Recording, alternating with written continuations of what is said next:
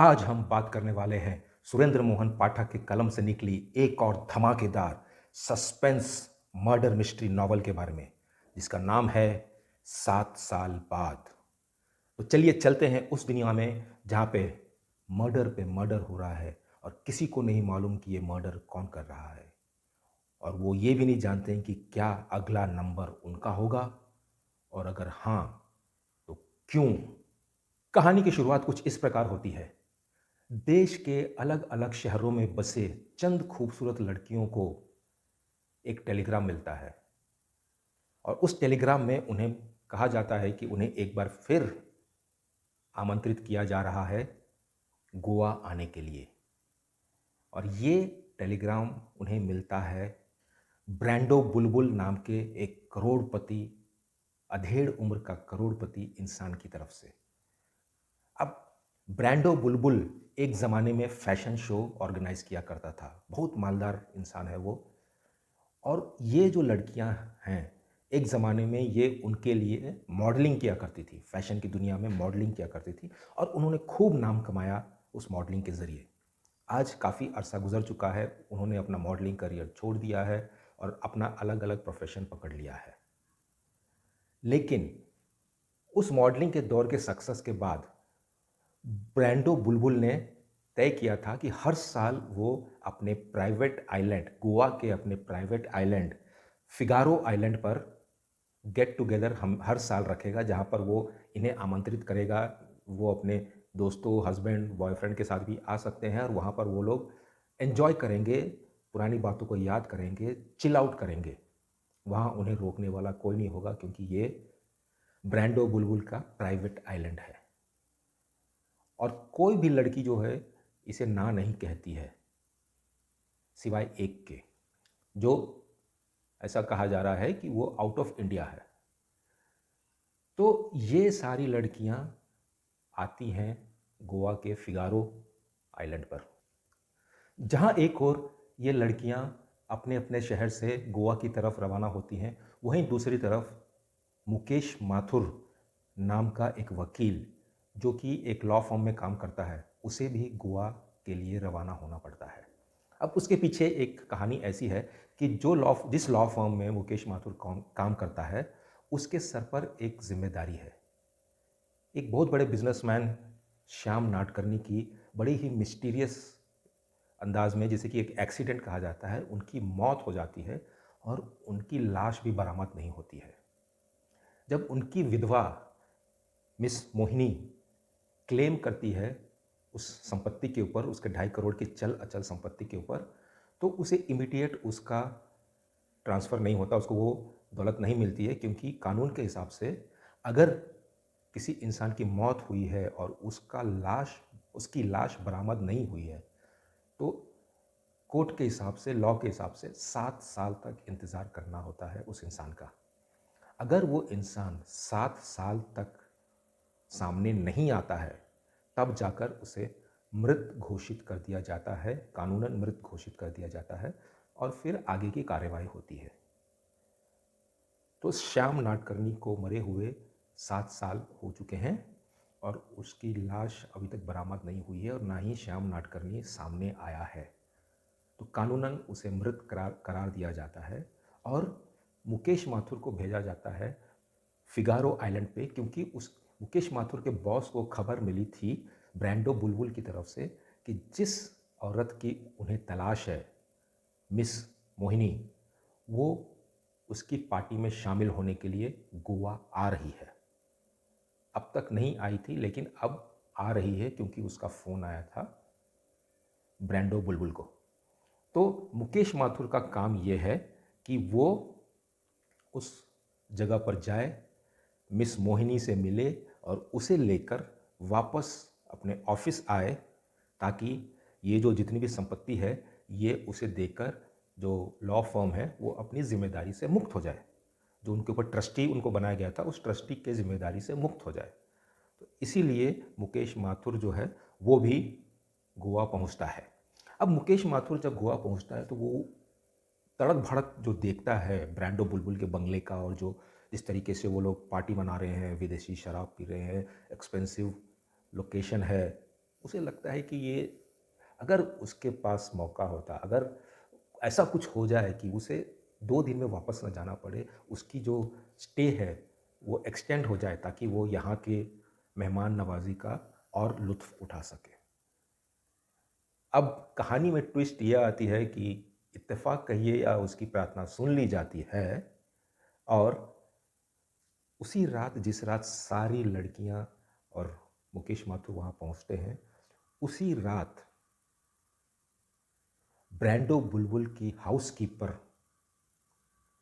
Brando बुलबुल की housekeeper का murder Mohini नाम की जो लड़की थी जो आने वाली थी, उसके लिए जो कमरा बुक किया गया था, उसी कमरे में हो जाता है। तो ये हाउसकीपर का मर्डर मोहिनी के कमरे में कर दिया जाता है और मोहिनी जो लेट नाइट पहुंचने वाली थी, करीब 2:30-3 बजे पहुंचने वाली थी। कुछ लोगों को पता है कि वो वहाँ आई थी, लेकिन फिर सबसे मिलने के पहले ही वो वहाँ से जा चुकी थी, क्योंकि वो सब लोगों को फेस नहीं करना चाहती थी। अब किस्सा इस तरीके से बन जाता है कि कुछ लोगों को शक होने लगता है कि जो मोहिनी है, उसी ने इस हाउसकीपर का कत्ल किया है और वहाँ से फरार हो गई है। अब जब पुलिस इन्वॉल्व होती है इसमें, तब पुलिस उन्हें बताती है कि जब तक ये केस सॉल्व नहीं होता है, कोई भी इंसान उस आइलैंड को छोड़कर या उस बंगले को छोड़कर बाहर नहीं जा सकता। अब ये जो प्लॉटिंग है, ये वन ऑफ द मेरा बड़ा ही फेवरेट प्लॉटिंग है कि जहाँ पर सब लोग इकट्ठा होते हैं एक पर्पस के लिए, मस्ती करने के लिए, और अचानक किसी एक का मर्डर हो जाता है। अब खूनी कौन है? खूनी उनमें से ही कोई एक है, क्योंकि बाहर का कोई आदमी वहाँ आया नहीं होता है। कौन है खूनी और क्या अगला नंबर उनका होगा? ये रेस अगेंस्ट टाइम होता है कि इससे पहले कि वो कोई और खून करे, लोगों ने, कानून ने या उन लोगों ने ही मिलकर उस कातिल का पता लगाना है और बाकी लोगों की जान बचानी है। बड़ा ही मज़ेदार सस्पेंस ड्रामा इसमें क्रिएट होता है और यही क्रिएशन सुरेंद्र मोहन पाठक साहब ने अपनी इस कहानी में किया है, अपने इस नॉवल में प्रस्तुत किया है। एक तरफ गोवा की पुलिस इस केस की छानबीन कर रही है, वहीं दूसरी तरफ मुकेश माथुर अपना जो दिमाग है, वकील वाला दिमाग, उसको इस्तेमाल करके अपनी खुद की छानबीन शुरू करता है। वो उसका मकसद है मिस मोहिनी को अपने साथ लेके जाना, जो कि लापता है, और कोई भी शख्स आइलैंड छोड़ के नहीं जा सकता, क्योंकि आइलैंड छोड़ के जाने के सारे रास्तों को सील कर दिया गया है। उनमें खबर कर दी गई कि कोई भी इस तरह की कोई शख्स यहाँ पर आए तो उसे आइलैंड से बाहर जाने की इजाज़त नहीं दी जाए और तुरंत पुलिस को फ़ोन किया जाए। तो ये जो लेडी मोहिनी है, अंदाज़ा यही है कि वो अभी भी इस आइलैंड पे मौजूद है और कहीं ना कहीं छिपी हुई है। अब मुकेश माथुर साहब अपना इन्वेस्टिगेशन शुरू करते हैं। अभी केस की छानबीन ही चल रही थी कि अचानक एक और सनसनीखेज हादसा होता है। उस बंगले में रह रही एक और लेडी का फ़ोन आता है कि उसे मालूम है कि मोहिनी का कत्ल हो चुका है और वो जानती है कि कातिल कौन है। लेकिन इससे पहले कि वो फ़ोन पे कातिल के बारे में बता सके, अचानक से उसकी चीख गूंजती है और फ़ोन उसके हाथ से गिर जाता है। पुलिस उस जगह पहुंचती है सर्च करते हुए और देखती है कि वो एक पब्लिक फ़ोन से कॉल कर रही थी, जहां पर उसकी लाश पड़ी हुई है, जिसके उसको खंजर मारकर उसकी हत्या कर दी गई थी। तो अब 3 मर्डर हो चुके हैं। उस लेडी के हिसाब से मोहिनी का भी कत्ल हो चुका है। तो एक हाउसकीपर मर गई, उसका मर्डर हुआ, मोहिनी का मर्डर हुआ और अब इस लेडी का भी हो गया है। सब लोग भौंचक्के हो जाते हैं कि क्या चल रहा है। वो इस बंगले को छोड़ के जा भी नहीं सकते हैं और उनके अंदर वो डर बैठा हुआ है कि कहीं अगला नंबर उनका तो नहीं आएगा। कुछ भी हो सकता है। मर्डरर जो है अपनी जान बचाने के लिए किसी भी हद तक जा सकता है, कितने भी मर्डर कर सकता है। तो इस पूरे माहौल में अपना हीरो जो मुकेश माथुर है, उसे असली कातिल तक पहुंचना है और उसे ये पता करना है कि क्या वाकई में उसकी जो क्लाइंट है मोहिनी, क्या वाकई में उसका भी खून हो चुका है, और अगर खून हो चुका है तो उसकी लाश कहाँ है? कदम दर कदम वो आगे बढ़ता है और केस की गुत्थी को धीरे धीरे सुलझाता है। उधर पुलिस भी काम कर रही है, और अंत में जाके पता चलता है कि कातिल तो ये है। और जब कातिल का पता चलता है कि क्यों वो कत्ल कर रहा था, तो वो 7 साल पहले की कहानी खुलती है कि 7 साल पहले ऐसे ही एक पार्टी में क्या हुआ था, क्या चक्कर चल रहा था उस समय कि 7 साल बाद ये एक और हादसा हुआ। क्या रहस्य है इसके पीछे? इस गुत्थी को जब मुकेश माथुर सुलझाता है तो सब लोग भौंचक्के रह जाते हैं, और किसी को उम्मीद नहीं थी कि ये इंसान कत्ल करेगा। अगर आप जानना चाहते हैं कि कातिल कौन है और क्या राज है उसके कातिल बनने के पीछे, तो आप उठाइए ये किताब 7 साल बाद और पढ़िए और जानिए कि इस कहानी के पीछे क्या राज है। अब इस कहानी के कुछ अच्छाइयों के बारे में बात कर लेते हैं, इस नावल के पॉजिटिव पॉइंट्स की, प्लस पॉइंट्स की। तो ये नावल बड़ा ही इंटरेस्टिंग प्लॉट को लिए हुए है अपने अंदर, और कहानी की रफ्तार भी काफ़ी अच्छी है, काफ़ी तेज़ आगे दौड़ती है, और ओवरऑल देखेंगे तो इंटरेस्ट रीडर का बना रहता है इस पर्टिकुलर नावल को पढ़ते हुए। और अगर आपके पास वक्त है तो आप शायद इसे एक सीटिंग में ही बैठ के पूरी किताब ख़त्म कर सकते हैं, पूरी नावल।